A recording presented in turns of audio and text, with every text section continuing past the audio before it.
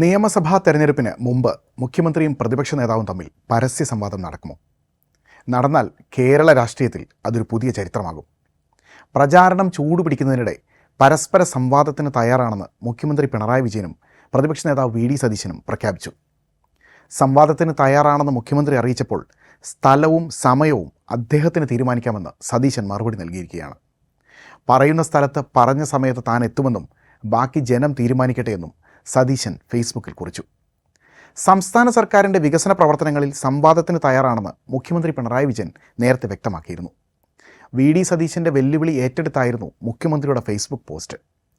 10 വർഷത്തിനുള്ളിൽ LDF സർക്കാർ നടപ്പിലാക്കിയ വികസനങ്ങളുടെ കണക്കുകൾ നിരത്തിയാണ് സംവാദത്തിന് തയ്യാറാണെന്ന് മുഖ്യമന്ത്രി അറിയിച്ചത്. 10 വർഷത്തിൽ സർക്കാർ വികസനം നടപ്പിലാക്കിയ ഓരോ മേഖലയും തരം തിരിച്ച് അതിന് A+ ഗ്രേഡും നൽകിയായിരുന്നു മുഖ്യമന്ത്രിയുടെ പോസ്റ്റ്. വലിയ സംവാദത്തിൻ്റെ സ്ഥലം നിയമസഭയാണെന്ന് കുറിച്ച് പിണറായി അവിടെ നിന്ന് പ്രതിപക്ഷം ഒളിച്ചോടുകയായിരുന്നുവെന്നും ആരോപിക്കുന്നുണ്ട്. നിയമസഭയിൽ ചോദിച്ചാൽ മറുപടി കിട്ടുമെന്നറിയാം. എന്നാൽ എന്താണ് സഭയിൽ പ്രതിപക്ഷം കാട്ടിക്കൂട്ടിയത്? കേരളത്തിൻ്റെ വികസനത്തിന് പ്രതിപക്ഷം എന്ത് പങ്കാണ് വഹിച്ചത്? കേന്ദ്രം കേരളത്തെ അവഗണിച്ചപ്പോൾ ശബ്ദം ഉയർത്തിയോ? ഇക്കാര്യങ്ങൾക്കെല്ലാം മറുപടി ഉണ്ടെങ്കിൽ സംവാദത്തിന് തയ്യാറാണെന്ന് മുഖ്യമന്ത്രി പിണറായി വിജയൻ പറഞ്ഞു വയ്ക്കുകയാണ്. ഉമ്മൻചാണ്ടി സർക്കാരിൻ്റെ കാലത്ത് നിർമ്മിച്ച അത്രയും വീടുകൾ പോലും 10 കൊല്ലം കൊണ്ട് LDF സർക്കാർ പണിതിട്ടില്ലെന്നാണ് സതീശൻ്റെ അവകാശവാദം.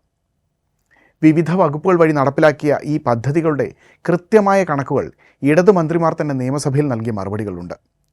വികസന കാര്യങ്ങളിൽ മുഖ്യമന്ത്രി പിണറായി വിജയനുമായി ഏത് വേദിയിലും തുറന്ന സംവാദത്തിന് താൻ തയ്യാറാണെന്നും അദ്ദേഹം ഇന്നലെ വെല്ലുവിളിച്ചിരുന്നു.